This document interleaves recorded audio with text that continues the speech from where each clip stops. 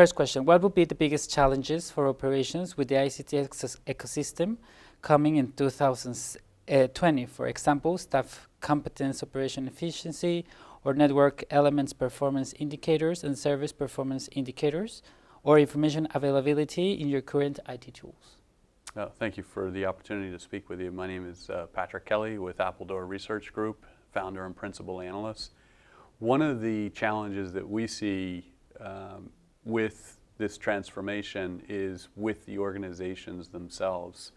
And so what you have is you have very agile IT organizations applying a methodology of fail fast. So introduce technology, and if it sticks, you can introduce it in the market. If it fails, you just move on. And on the other side, you have operations within telecommunications providers where their responsibility is to provide 5 nines of reliability, as you pointed out, making sure that the key performance indicators stand up for the service that's being delivered to the customer. And so the challenge really is when you bring IT together with operations, they sometimes have a different focus as to what they want to achieve. Operations wants 5 nines of reliability, they want resiliency, they want something that will stand up in any environment, whereas IT is trying to innovate very quickly. And I think that that sort of conflict internally in the organization is a bit of an inhibitor for service providers to take advantage of some of the newer technologies that are making their way into the marketplace. Okay, thank you. And what is the biggest operational obstacle to realizing the benefits of NFV and SDN?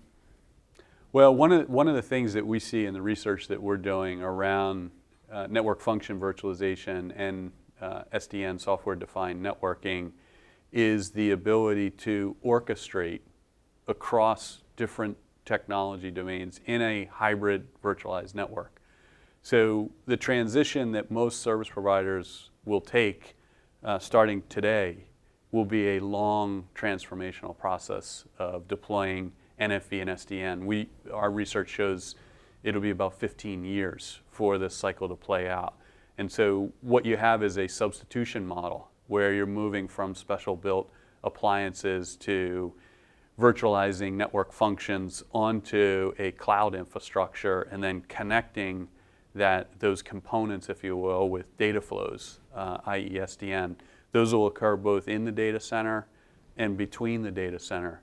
And so the challenge really is trying to orchestrate end-to-end services of different VNF, virtual network functions, in that operator's environment, because the operators themselves want to source from many different suppliers.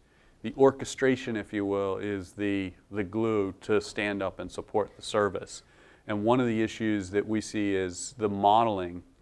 There's Tosca and Yang modeling, but the standards bodies have not really come together to define what the necessary data model should be in onboarding these virtual network functions in this environment where you're trying to orchestrate both resources and services. So I think it'll be a significant challenge, and one in which the industry will be working on for the next few years.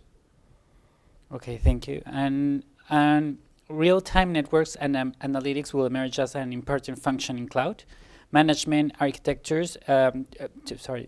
Let me rephrase that. Real-time network and analytics will emerge as an important function in cloud management architectures to prioritize workloads, apply predictive algorithms, and support security requirements of critical enterprise services in the clouds.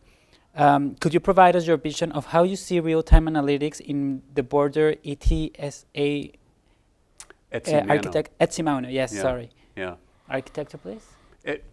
The standards body, ETSI, has defined a 3-layer architecture. Okay. And within that, back to my earlier point around orchestration, one of the things that operators are trying to grapple with right now is workloads will move around in their infrastructure. So you can instantiate a resource, a VNF, and those VNFs can move into different data centers, between data centers, as you put more stress or load on the infrastructure, you want to instantiate more. And the fundamental issue with supporting that is to make sure that in today's world, where we have physical network functions, as we move towards virtual network functions, the ability to actually update, almost having an active topology of where those resources are located, an active inventory,